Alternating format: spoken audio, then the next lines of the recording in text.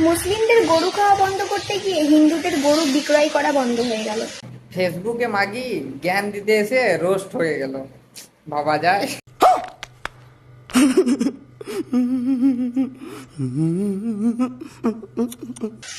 মুসলিমদের মসজিদে আজান দিতে পারবে না বলে বাধা দিতে গিয়ে হিন্দুদের বক্স বাজানোই বন্ধ হয়ে গেল, ডিজে বাজানোই বন্ধ হয়ে গেল রাস্তাঘাটে। ডিজে তো বাজবে, বক্সের রিলিফ বেরোবে কি? এটা কিন্তু মাইকেল লালের দম নাই। আর এইটা রুলটা শুধু তোদের জন্য, আল্লাহ আল্লির জন্য, বুঝলি? আল্লাহ একটা ফটো দেখাবি রে। আর হ্যাঁ, আমাদের যখন রাম রেলি বেরোবে তখন যে পাথর ছুড়বে তার ধরে মারা হবে। মুসলিমদের রাস্তাঘাটে নামাজ পড়তে দেবে না বলে হিন্দুদের রাস্তাঘাটে পূজা পাঠ করাও বন্ধ হয়ে গেল। রুলস শুধু তোদের জন্য হবে, শুধু আল্লাহ আর আল্লি। কতবার বলবো না, শুনতে পাইনি?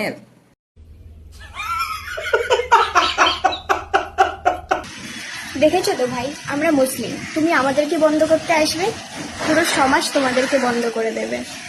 একটা জিনিস খেয়াল করেছিস, 1992 সালে বাবরি মসজিদ ভেঙে পরে আমাদের রাম মন্দির করেছিল, কি জানিস? ওই জন্য বলি বাকি একটু পর ও ফেসবুকে জ্ঞান চোদাস না। 50 बार बोल रहे हैं पढ़ने निकले वाले छात्रों को राजनीति से दूर रहना चाहिए हैं? अबे पढ़ाई लिखाई में ध्यान लगाओ, आईएएस बनो और देश को संभालो। না দিতে পারি, তোমাদের গরুগুলো কে কিনবে? যা বলেছিস, এরা মারা খেতে পায় না গরু না কিনলে, সবাই মারা গোলা ধরে মরে গেছে। দেখ কতজন মরে যায়, বলতো আমাকে একটু জানা, আমি তো জানি না। তোমরা যে এখন গলায় দড়ি দিচ্ছ, গলায় দড়িটা কি আমরা দেবো? দেবো না ভাই, আমরা মুসলিম, আমাদের পাওয়ার আছে। বলছি পাওয়ারটা কিসে? মাসির ছেলে, পিসির ছেলে, না বাবার সাথে? হ্যাঁ,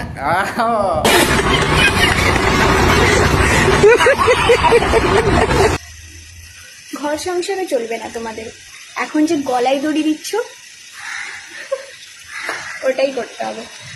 ওই জন্য বলি মুরগির ছেঁড়া বাল, তুই বুঝিস কম, খাস বেশি।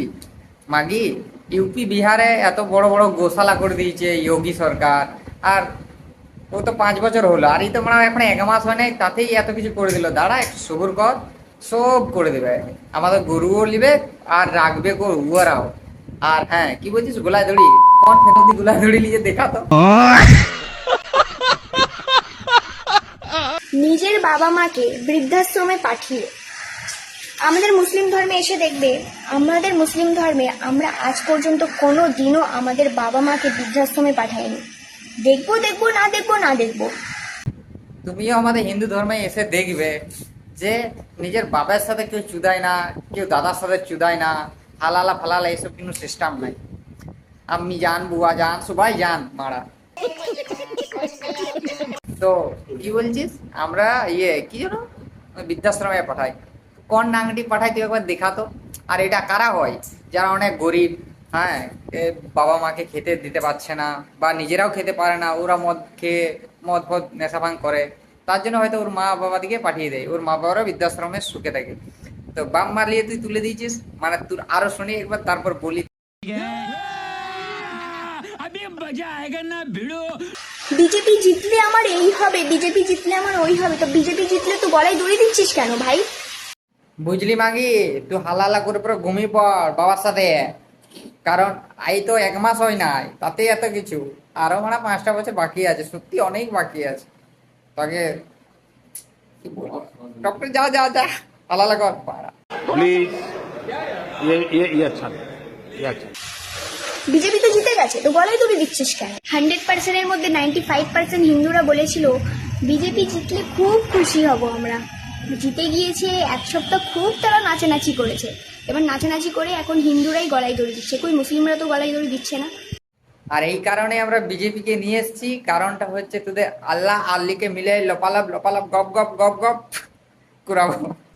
बाप का, दादा का, भाई का, सबका बदला लेकर तेरा फैजल। দাঁত থাকলে দাঁতের মূল্য দিতে হয়, দাঁত চলে গেলে খেতে পারবে না।